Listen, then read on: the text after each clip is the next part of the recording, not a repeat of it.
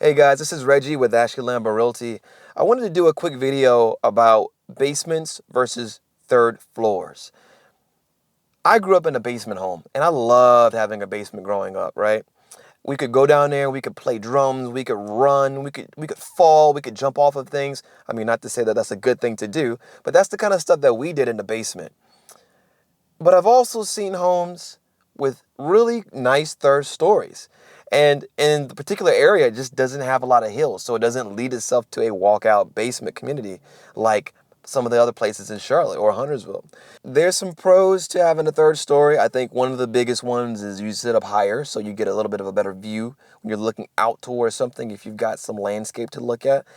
But my personal opinion, it can be loud. It can just be loud because there's people above you. So say, for example, you wanted a movie room, right? I think a good place to put anything with loud music is as low or in the ground as possible because you get that natural insulation from the earth, from the ground, and it just really helps to keep some of that sound from getting out and disturbing your neighbors. I recall when I bought my first home, my first new home, I thought that I was going to have a well-built house to the point where I could play drums and it wasn't going to be a problem. And I tell you what, my neighbors came and they knocked on my door immediately and they said, "Hey, it sounds like there's a band in my house," right? And that's what happens when you have a house that is when you're trying to make loud noise on a second or third floor. It just travels, even on the first floor too, guys. But with the basement, you can be tucked into the part where it's a walkout, where you're actually in the ground a little bit. And so that ground's going to soak up so much of that sound. So it's just really nice. It also gives you good temperature control as well because the ground stays pretty consistent. It doesn't radically change like the higher up you are. Now, that's to say now, guys, if you need a basement, go for a basement. However, if you're just looking for more space for a family, you're not necessarily looking to make it a music room, you're not necessarily looking to make it like a band drum rehearsal place, then I think a third story is a great option. I've seen third stories with billiard tables up there. I don't know how they got that up there. That seems so heavy. I've seen third stories with bars and also like a little office nook or maybe even a game room, someplace where they can just sit and play games and watch games and stuff like that. I've seen that too. So I think a third story is a great option. It's always cheaper to go up, guys. Going down, building a basement is definitely going to cost you more than the third story option. Okay, so that's another thing to consider as well when you're looking to try to get more square footage, and you're limited to the size of your particular lot. I don't recall many three-story basement homes because that's a pretty heavy house, but I have seen a few of them.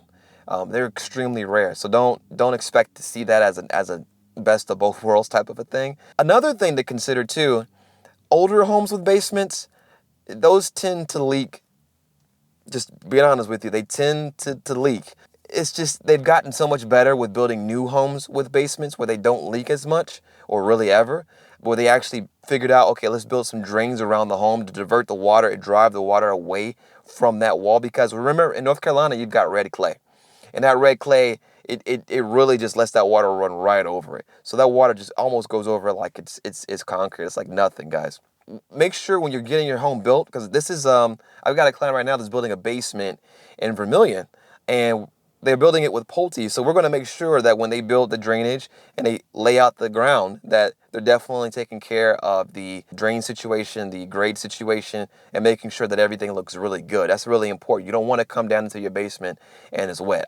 Trust me, growing up with a basement, I can't tell you how many times we've gone down into that basement growing up and it was a pool, right? I'm talking about ruined carpet.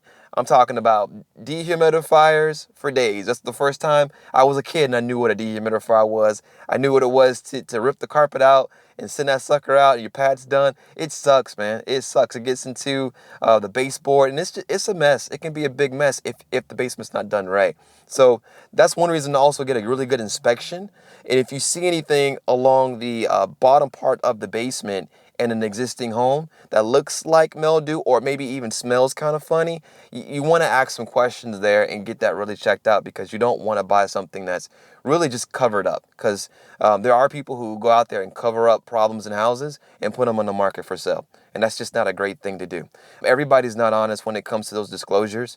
So you need to do your due diligence and make sure that everything is there properly for you when you're buying that home, especially with the basement. With the third story, some things to look out for there. You're pretty much going to treat that like a second story, right? So, you'll be looking at things like the windows, the ceiling, because you're closer to the roof, right? So you want to make sure there's no water stains up there. I have seen that in really nice homes, actually, believe it or not, where it's just some ceiling damage because there was a roof leak, right? And over time that happens with a house. So you've got to make sure you take care of your home, or that the person took care of their home, and you got to make sure that you're doing your due diligence with an inspection. Speaking of inspection, we've got a really great company that we like to work with called Howdy Inspections, owned by TJ. TJ's a great guy. So if you're looking for inspections, check him out. But also, again, I don't want you to forget, if you're looking for real estate in Charlotte, North Carolina, in the Huntersville area, anywhere in Mecklenburg County, for sure, I'm your guy. Please give me a call. My information is down in the bottom. Be sure to check out my other videos. I just did a video about the magnet school program in Charlotte, Mecklenburg. I think that's going to be a very good video. I'm going to try to do more about that to educate people about that particular situation. I did one about the recycle center. People don't even know about that. So you guys, I'm just trying to put this information out there. I'm born, bred, and raised in Charlotte, and there's things that I just know that a lot of people don't. So I want to make sure you guys can take advantage of that and enjoy what it feels like to live in Charlotte to the fullest. All right, guys, I'll chat with you later. Bye. Hi, I'm Reggie, and welcome to my real estate YouTube channel. I'm a North Carolina realtor with Ashley Lambert Realty, servicing the Charlotte metro area. On my channel, I post videos explaining the home buying and selling process. I also have some tips and tricks for real estate, DIY projects, and of course, home video walkthroughs. Make sure you subscribe for new content and comment below to introduce yourself. I look forward to hearing from you.